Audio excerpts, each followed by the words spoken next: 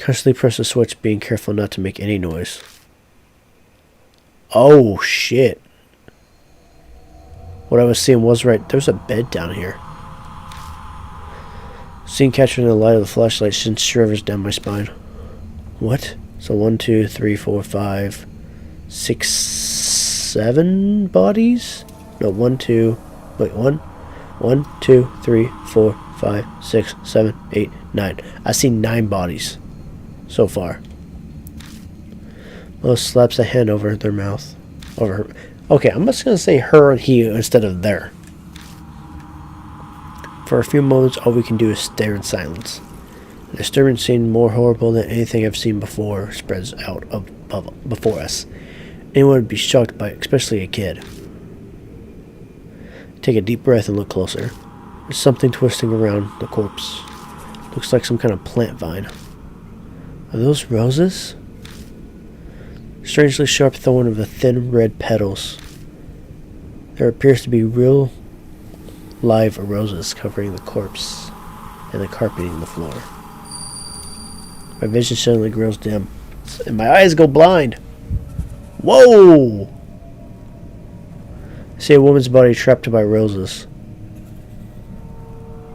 Oh my god. Especially the rose going by her butt. What the hell?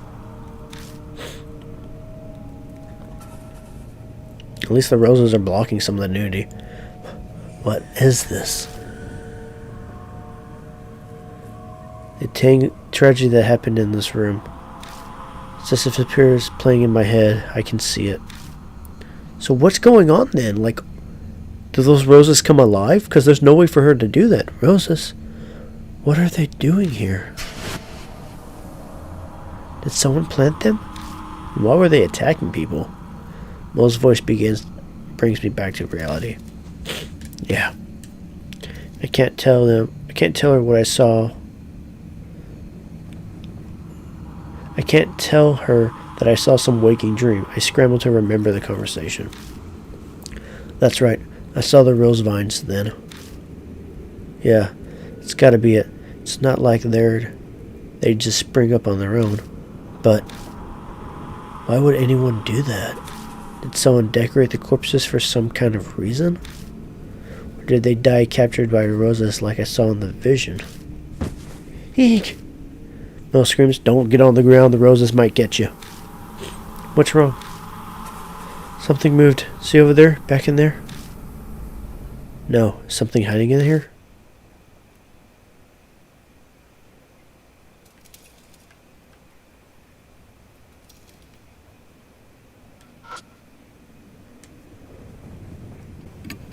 Mattress is completely good. Scotch stand is something that looks like what? Someone must have been living here and for some long time ago. They're dried up corpses. The body is twisted in an old position as if it's still pain. They're dried up corpses. The body is twisted. It's still in pain. Dried up corpse.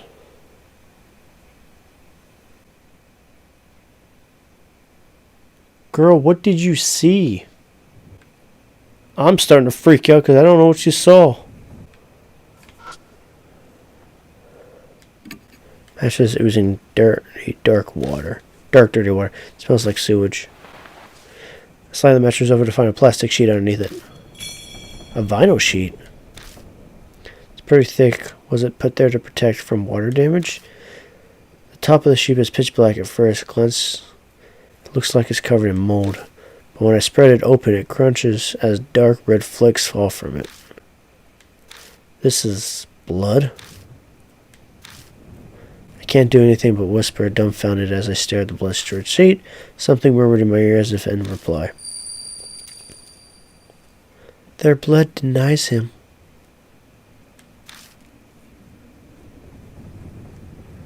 Part of me takes the voice seriously. Clearly hallucinating, but for some reason it calms me down. Still in a daze, I shine the flashlight under the bed. There it is again. Something's there. Mo's voice has gone very shrill then. Hey now, give me a break. I'm no monster, you know. I'm just a regular human being. The fuck were you doing under there, dude?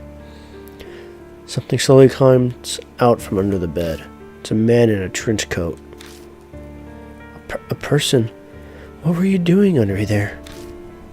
The man looks bored. He scoffs. Same as you. I ran into that monster and escaped down here. Then you guys came. The man turned his back to us and jerks his chin. Anyway, I was hiding over there. His answer is believable enough. But why is he at this school to begin with? His presence raises a lot of questions. The man tilts his head a bit and peers at me, then he snorts. It seems he's been seen through me. You don't look like you believe me. Guess it's only natural. I haven't told you everything either. I could, but... The man looks around at his feet. We better get out of here first. We shouldn't chat at a crime scene. I think you're right. Mel seems to feel the same way. Let's head back for now. You have somewhere to go back to? Good. Then let's get going. The man puts his hands on the ladder, pauses and turns to us. The name's Satoru Masashi. I'm an ex-Satoru. Okay. Wait, you're an ex-what now? Detective. Forget to mention that. The man named Mashita disappears up the ladder. Can we not do last names? We follow him back to the first floor, but when we emerge, he's not there. Hey, take a look at this. Mashita calling to us from down the hallway. Was it like this when you guys came through? Mo pipes up, voice suddenly wobbling. No, it wasn't. It wasn't like this at all. Holy crap, there's roses everywhere. Something's creeping along the hallway. They're rose vines. Thought so. I didn't see them before either.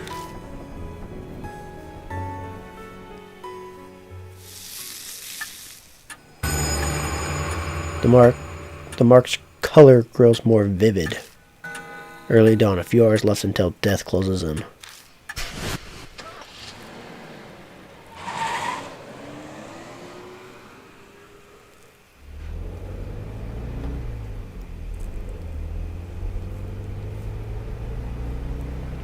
Some people initially put others on guard, even if there's no particular ill will between them. That's exactly the type of person Mashita is. Oh, you've got some nice stuff here. The moment he climbs into the car, he makes a grab for my bag.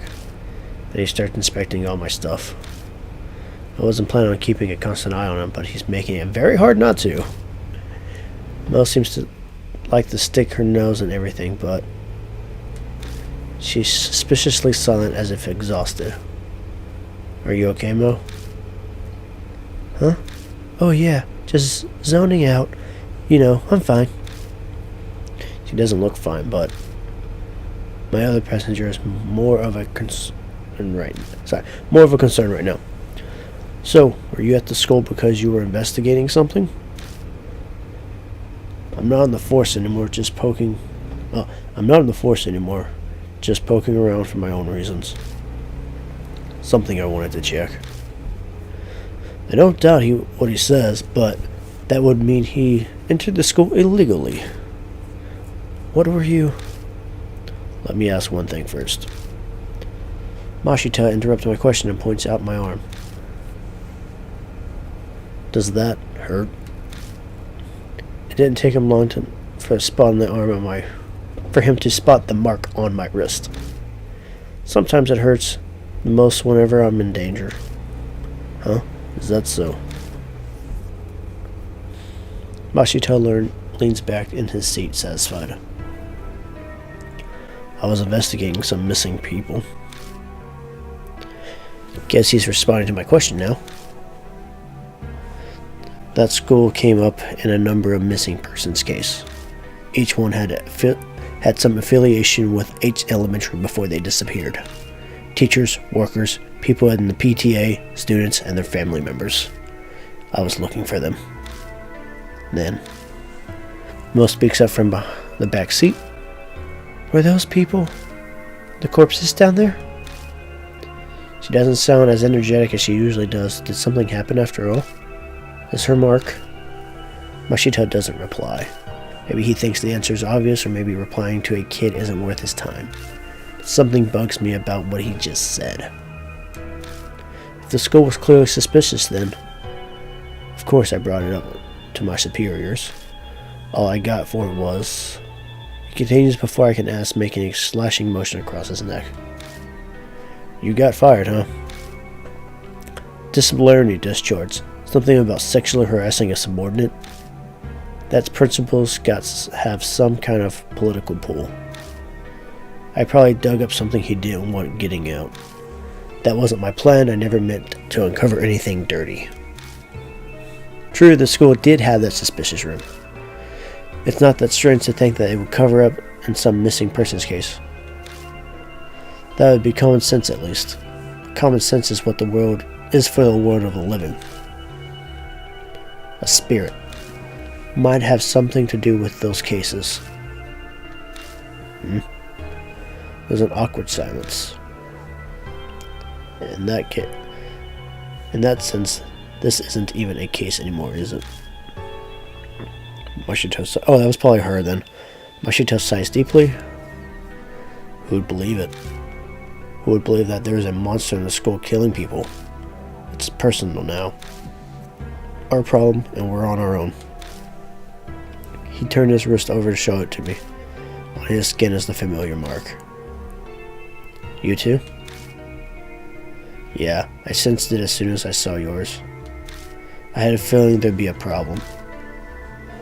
We're in the same boat, you and I. He has good He has good instincts. We should talk more when we get back. At Cujo Mansion, there's some. I stopped myself from finishing my sentence. I shouldn't mention that for now. In any case, once we get back, we'll give you more details. Yeah, I'm sure they'll help him a bunch. Oh. Jesus, I wish there was color to it so I know who's talking. Mashita scoffs. Help, huh? You're underestimating me. Can I get color so I know who I'm talking to and who it's not? I found 4 people so far. The doll, me, the 2 kids, and then him. So that's 5 altogether. When I get out of the car, someone's there to greet me. Welcome back, mister. You too, Miss Mo.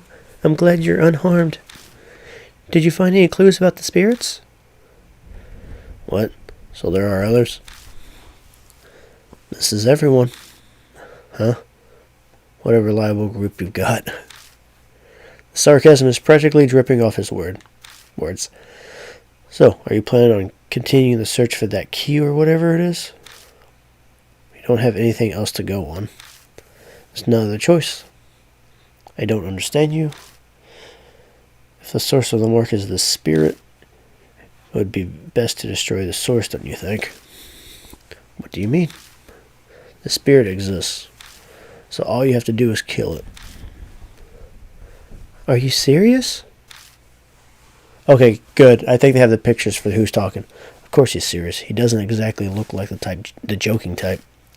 Even if we manage to kill it, will that really make the mark disappear? When I consider everything Mary told me, it doesn't seem like it worked that way. Even assuming it did, we have more fundamental problems. And how do you plan to kill it? I'll figure something out. If something exists, there's logically a way to destroy it as well.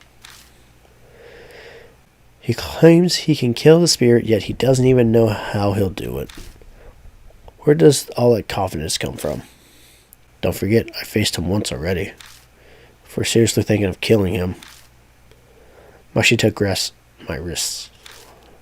The little shit shot some kind of thorn at me from a distance. They hit hard enough to stick to concrete. There's no way to get close to him. So is that how that thing got jammed in there? We have to make that a priority. Mashita pulls something out of the heel of his shoe and tosses it to me. It's a thorn covered like a fang. Oh, curved like a fang. The only reason I'm still breathing is because I was lucky. It won't happen next time. We need a plan. So he actually survived death. As we head to the entrance, I tell Mashita about Kujo Mansion. He takes it all in silently. Even bringing up the talking door Saya's Kujo's death doesn't trigger a reaction. If he is unnervingly calm because he's already dealt with the supernatural? We research the main hall, which is warmly lit. This is a strange mansion, but for some reason I feel like I've come home. Acclimatization is kind of terrifying.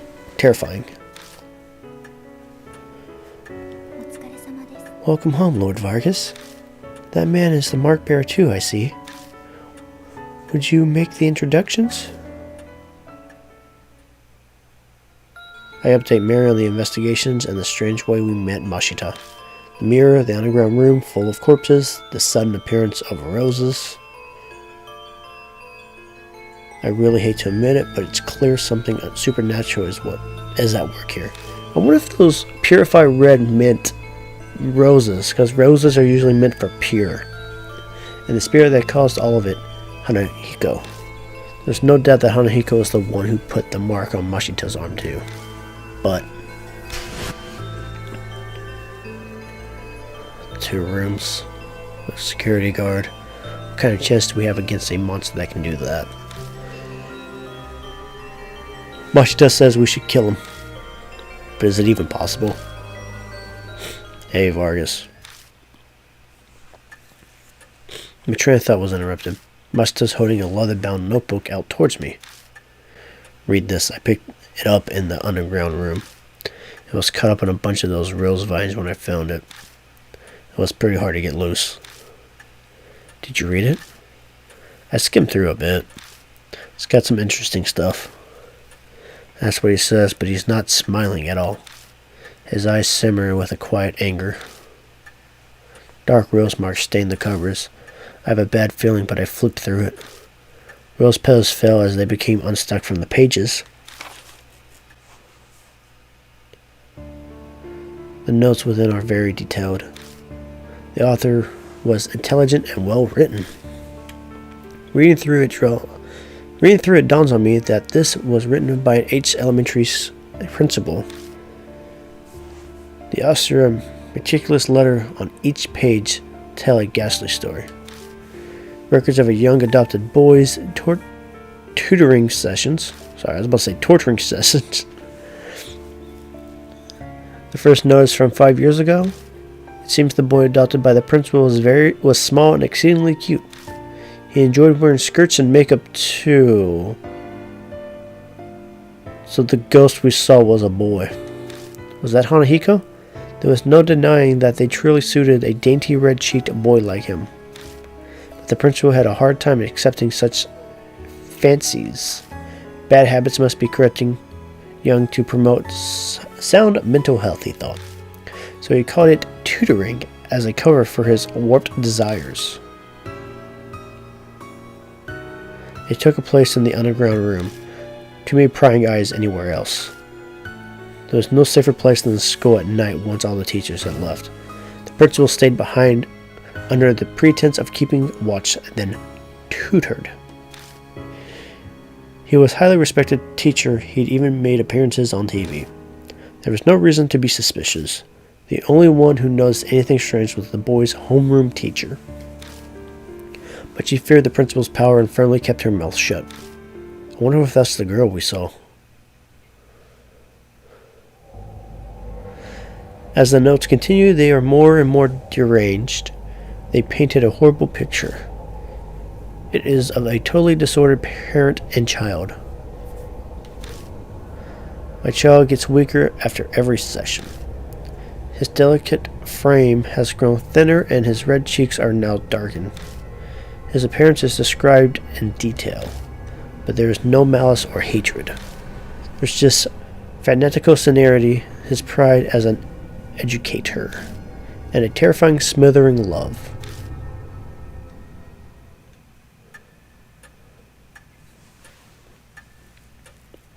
It continues like like that to the very last page. There's no mention of what became of the principal and the boy. But going by the current state of H Elementary, I can hazard a guess. You don't look so well, mister. What was in that notebook? Suska peers up at me, and he and the boy in the notebook are about the same age. This isn't stuff you share with a kid. I better just sum up the main points for him. That's terrible. We children are always the victim of an ego of adults. Jesus Christ, kid, put that fucking look away. Stupid grown-ups are irredeemable. Why do you say that makes sense? Why do you say that makes sense? Revolting evil adults and the poor boy who became a victim. But is it really the end? If Hananiko and the boy in the notebook are connected, and the boy turned into a monster, is that even possible? Untimely death produced hatred. Death does not bring it to an end. Such festering sentiments can give birth to the supernatural. Monsters, ghosts, vengeful spirits, they all have many names. I believe that you have all heard one or two such stories. Hananiko is similar. Mary's words are hard to swallow, but after all those weird events, it only makes sense to accept them. If I turn my back to the truth, all that will await me is death. Then Hananiko really is a monster. We must form a plan based on that hypothesis. Mary is silent for a moment. Then her jaded glasses, oh okay, shit, that was Mashita that talked.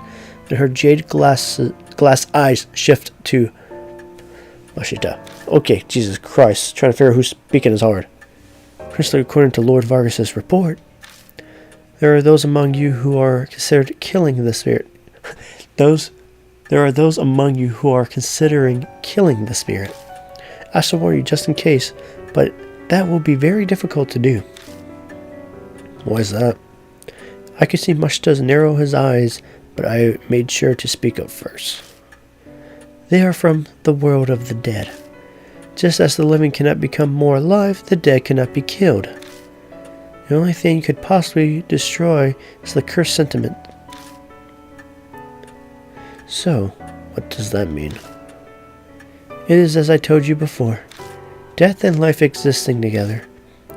If that's the origin of the mark, then the way to erase it will be there. By driving away the spirits, the curse will also be eliminated. So defeating Hananiko is how we're able to destroy the mark. Setting aside how he can't be killed, what exactly is the key then? It is nothing more than a concept, so I am unsure, but I am certain of one thing. Fate ties the spirits to its place of birth. An object there may be able to fulfill the role of the key. It is a difficult concept to grasp, but that is just how spirits are. Determine the nature of the key, that will decide your fate. I had a feeling we'd just have to keep digging around H Elementary. We don't know what the cursed sentiments or the key to destroying the grudge are. Getting the key and lifting the grudge is the only way to survive. You will be required to be callous to make use of the spirit's fear.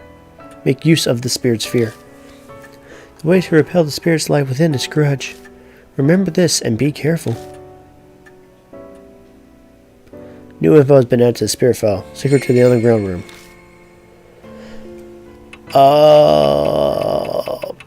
Bag. So it's me. 6'8".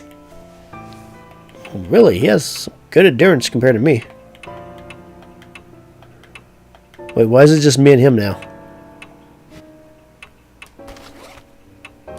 Oh, okay, there we go.